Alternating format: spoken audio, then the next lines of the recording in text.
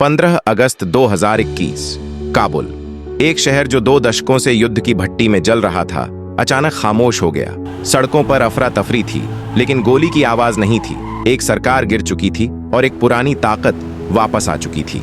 यह कहानी है उन लोगों की जो कभी पहाड़ों में छिपकर लड़ते थे और फिर पूरे देश पर अपना प्रभुत्व स्थापित कर लिया। 1990 के दशक में सोवियत यूनियन अफगानिस्तान छोड़ चुका था, लेकिन शांति नहीं आई। मुजाहिदीन समूह आपस में लड़ रहे थे, काबुल तबाह हो रहा था। इसी संघर्ष के बीच दक्षिणी अफगानिस्तान के मदरसों से एक नया समूह उभरता है, नाम तालिबान। उनका दावा सरल था, शरिया के तहत शांति।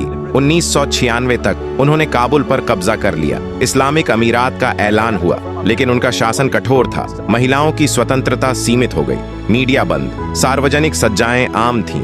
दुनिया ने देखा, लेकिन ज्यादा देर तक नहीं। 11 सितंबर 2001 न्यूयॉर्क, ट्विन टावर्स गिरते हैं। अमेरिका ने इल्जाम लगाया, अल कायदा और उसका नेता ओसामा बिन लादेन अफगानिस्तान में था। तालिबान से कहा गया उसे सौंप दो। तालिबान ने इनकार किया और फिर अक्टूबर 2001 में संयुक्त राज्य अमेरिका ने अफगानिस्तान पर हमला कर दिया। कुछ ही हफ्तों में तालिबान का शासन गिर गया। उनके लड़ाके गायब हो गए पहाड़ों में, सरहद के उस पार। लेकिन कहानी समाप्त नहीं हुई थी। 2002 से 2010 तक नई अफगान सरकार बनी, नाटो सेनाएं तैनात हुईं, पुनर्निर्माण शुरू हुआ, स्कूल, सड़कें, चुनावी अभियान। लेकिन साथ ही बम धमाके बढ़ने लगे, IED हमले, आत्मघाती हमले, निशाना बनाकर हत्याएं। तालिबान वापस लौट रहे थे, इस बार सीधे मुकाबले में नहीं, बल्कि गुरिल्ला युद्ध के जरिए। उन्होंने समय को अपना हथियार बना लिया। ग्रामीण इलाकों में प्रभाव बढ़ा, छायादार अदालतें चलने लगीं, कर वसूली शुरू हुई। एक समानांतर राज्य धीरे धीरे उभर रहा था।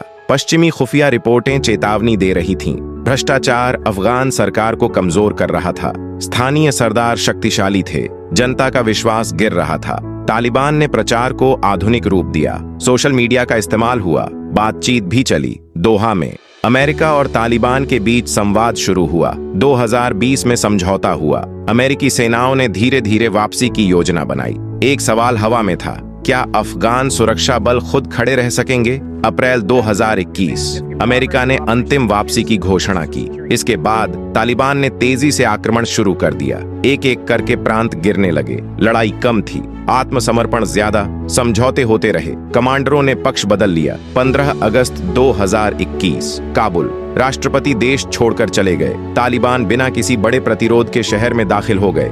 20 साल की जंग कुछ ही हफ्तों में समाप्त हो गई। एयरपोर्ट पर भीड़, लोग हवाई जहाजों से लटकते हुए, परिवार पासपोर्ट लेकर भागते हुए। अंतर्राष्ट्रीय समुदाय स्तब्ध था। नई सरकार ने फिर इस्लामिक अमीरात का ऐलान किया। महिलाओं के अधिकारों पर सवाल, शिक्षा पर प्रतिबंध, आर्थिक प्रतिबंध, बैंकिंग प्रणाली ढहने के कगार पर। मानवीय संकट, एक दौर समाप्त हुआ, दूसरा शुरू। आज तालिबान फिर से सत्ता में है, लेकिन चुनौतियां भी हैं। आर्थिक अलगाव, आंतरिक गुटबाजी, ISIS का खतरा। क्या वे शासन में सफल होंगे? क्या अंतर्राष्ट्रीय मान्यता मिलेगी? क्या अफगान जनता को स्थिरता मिलेगी, या फिर एक और बेचैनी का दौर शुरू होगा? इतिहास ने दिखाया है, अफगानिस्तान को नियंत्रित करना मुश्किल है, लेकिन अफगानिस्तान को समझना उससे भी मुश्किल।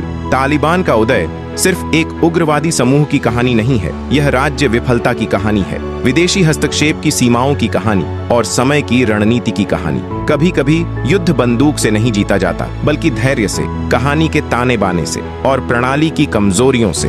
काबुल की रात आज भी खामोश होती है, लेकिन सवाल अभी भी जिंदा है। सत्ता बदल सकती है, पर क्या तकदीर भी बदलेगी? यह निर्णय अब भी लिखा जा रहा है।